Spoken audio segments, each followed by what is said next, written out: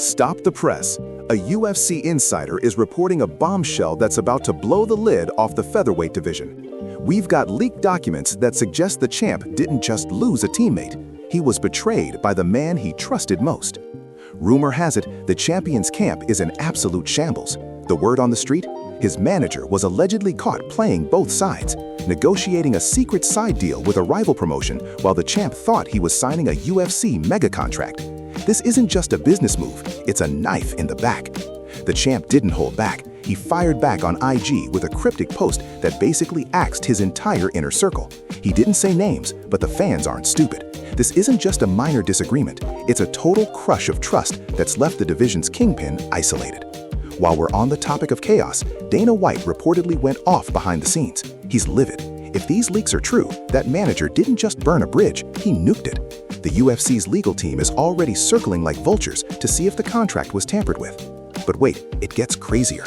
A leaked voice note, allegedly from the manager's own assistant, claims the champ was kept in the dark for months. He didn't know his career was being used as a bargaining chip for other, lesser fighters. The manager essentially shot himself in the foot by being greedy, and now the champ is out for blood. Is this the end of the most powerful alliance in MMA, or is this just another PR stunt gone wrong? One thing's for sure, the king isn't taking this sitting down. He's already scrubbed his socials of any mention of his old team. Don't look away. This story is developing faster than a spinning back fist. Stay tuned. Don't blink, because the MMA world's just been rocked by what might be the most expensive fumble in Octagon history. We're talking about the $10 million mistake. A UFC insider is reporting that the promotion's moving at the speed of light to scrub Isaac Dulgarian from the history books. After that suspicious first-round submission loss to Yadier Dagestani, the hammer didn't just fall, it crushed his career. Reports suggest over $16 million in unusual action flooded the books just hours before the opening bell. Dana White didn't just get mad, he went off. The boss confirmed he's already met with the FBI twice, and he's promised to go guns blazing against anyone trying to fix fights. Dulgarian's purse, axed. His contract, gone. He didn't just lose a fight, he shot himself in the foot for a lifetime. While we're on the topic of self-destruction, leaked footage shows Dominic the Reaper Rojas using what looks like banned recovery tech in a closed-door session. An insider tells us Rojas's camp is in full-blown panic mode as the UFC investigates a massive code of conduct violation. One ex-coach has already fired back, calling the gym culture toxic. If the allegations stick, Rojas isn't just looking at a suspension, he's looking at a permanent exit. But hey, it's not all bad news for the legends. While the young guns are fumbling their futures, the spider is spinning gold. Leaked legal docs confirmed Anderson Silva just walked away with a staggering $10.3 million payout from that massive antitrust settlement. Dana might be cutting checks to the old guard, but he's making one thing clear. If you try to game the system in 2025, you're done. The FBI's in the building, and the mistakes are costing more than just titles. They're costing freedom. Don't blink, or you'll miss the next collapse. Ali Abdelaziz just shot himself in the foot, and he might have just axed the most sacred rule in the fight game. For years, Ali's been the gatekeeper of the "brothers don't fight brothers" mantra. He's the guy who famously said his fighters would rather retire than touch a teammate. Well, throw that out the window. A UFC insider is reporting that the Dominance MMA kingpin is officially open to pitting his top stars against each other for UFC gold. The target? Belal Muhammad and Kamaru Usman.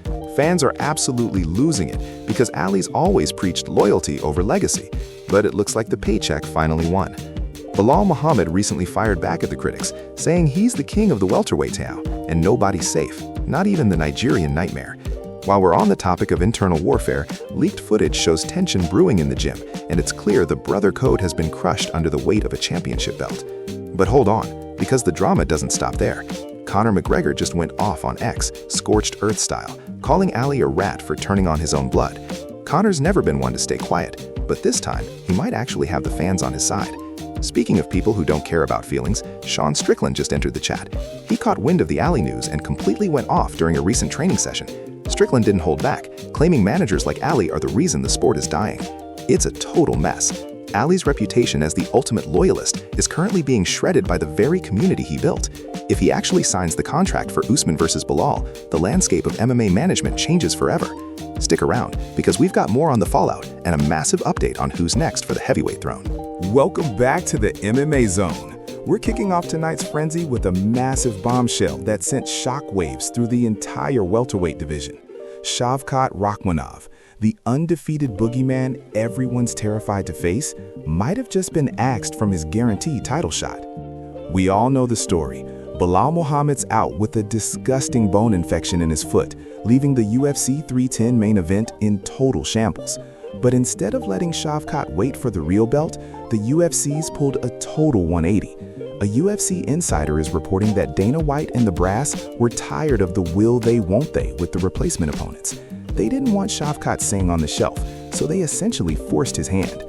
While we're on the topic of risky pivots, leaked info from the UFC War Room suggests the matchmakers were absolutely furious after Kamaru Usman reportedly priced himself out of the short-notice save. That's when things got ugly. Instead of a guaranteed undisputed title fight, it looks like the UFC's pivoting to a high-risk scrap against the undefeated Ian Machado Gary. Shavkat's team hasn't stayed silent. The Nomad fired back on social media, making it clear he'll fight anyone, anywhere. But fans are worried he's just shot himself in the foot. If he loses to a sniper like Gary on short notice, his dream of becoming the first Kazakh champ is absolutely crushed. He's taking a gamble that could see him lose everything he's worked for since joining the promotion. But the drama doesn't stop there. Insiders say the UFC's already looking past Shavkat if he doesn't make a massive statement. They want superstars who can move the needle, and Shavkat's silent but deadly persona might finally be hurting his leverage. If he doesn't finish Ian Gary in spectacular fashion, that title shot, it's effectively axed for the foreseeable future. Welcome back to the MMA Zone. The heavyweight division's in absolute chaos today, and the fans are officially turning on the GOAT. We're starting with a situation that just went from messy to nuclear. John Bones Jones just fired back at the critics, but he might have just shot himself in the foot. After months of dodging the interim champ, the GOAT finally went off on social media, claiming he's the one calling the shots. But the fans, they aren't buying it. The comment sections are erupting with 3 words: greed over legacy. It's getting ugly, folks. Even the hardcore Jones supporters are starting to flip. They're saying he's holding the entire division hostage just to hunt a legacy payday against a retired in spirit Stipe Miocic, while the real challenger's left out in the cold. A UFC insider is reporting that behind the scenes, Dana White's actually getting frustrated. The brass wanted that unification bout in Vegas, but John's reportedly demanding Conor McGregor money just to step into the cage with Aspinall. While we're on the topic of big demands, leaked footage shows Aspinall isn't just waiting by the phone. He's looking like a different animal in the gym. He's already axed the idea of a wait-and-see approach. He wants the smoke, and he wants it now. But look at the other side. Jones' team claims he's earned the right to choose his exit. They say it's about business, not fear. But in this game, perception is reality. And right now, the perception is that Jones is terrified of losing that 0 to a younger, hungrier lion. He posted this highlight reel yesterday, but the top comment absolutely crushed him. It read, "Legacy is built on fighting the best, not the oldest." Ouch. So, is Jones ruining his GOAT status for a bigger check, or is he just being a smart businessman? Drop a comment below. Let us know if you think it's greed or just the game.